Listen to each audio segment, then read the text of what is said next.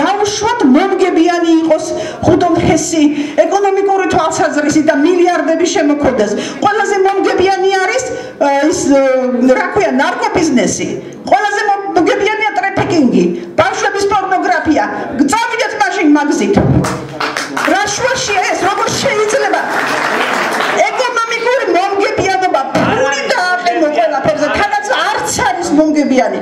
მაგრამ მომგებიანიც რო იყოს ამის წინააღმდეგი უნდა ვიყოთ ჩვენ. იმიტომ რომ ხალხი და ადამიანი რომელიც ფულზე ყიდის ყველაფერს, ის მაინც ვერ გადარჩება. მისი ბოლო არის სიკვდილი და სამარცხვინო გაქრება ისტორიის არენიდან. და მით უმეტეს ხალხო, როდესაც ეს ვერც ერთ პუნქტში კრიტიკას ვერ უძლებს ეს პროექტი.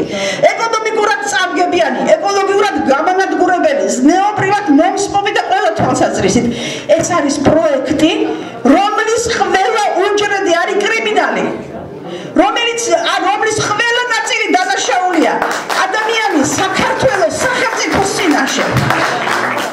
ერთ მშვენიერ დილას ხაიშელებმა გაიღვიძეს და აღმოაჩინეს, რომ ცხოვრობენ კუნძულზე.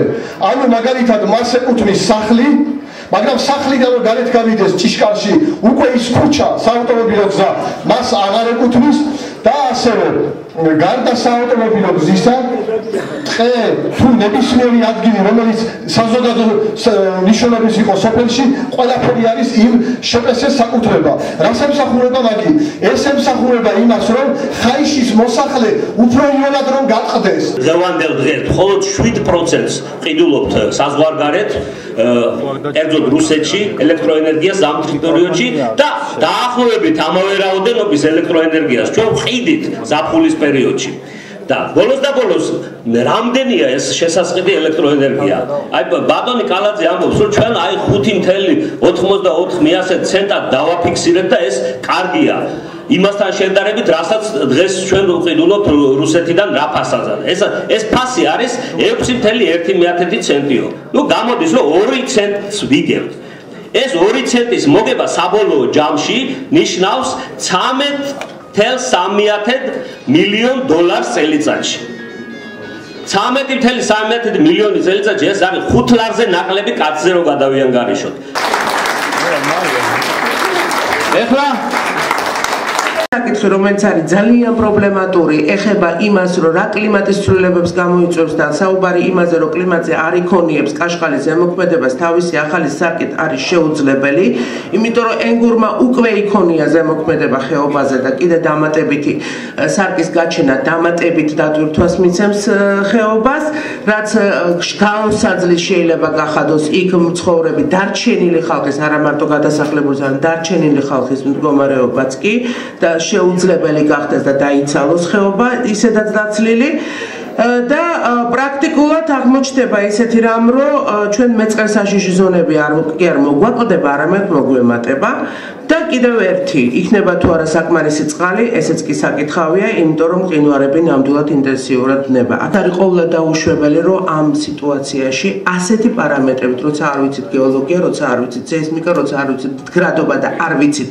იქნება თუ არა მტკიცეის აშენებული შენობა, რომელსაც აპირებენ თითქოს ააშენებენ, აქ დაერთოს ნება ასეთი კაშხლის მშენებლობისა.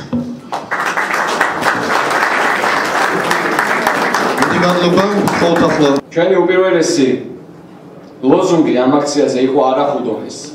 ხუდონესი არ არის პრობლემა, რომელიც ეკუთვნის მხოლოდ ერთ კონკრეტულ კუთხეს, რომელიც ეხება ერთ კონკრეტულ დასახლებას, რომელიც ეხება ხაიშის სოფელს და მის შემოგარენს.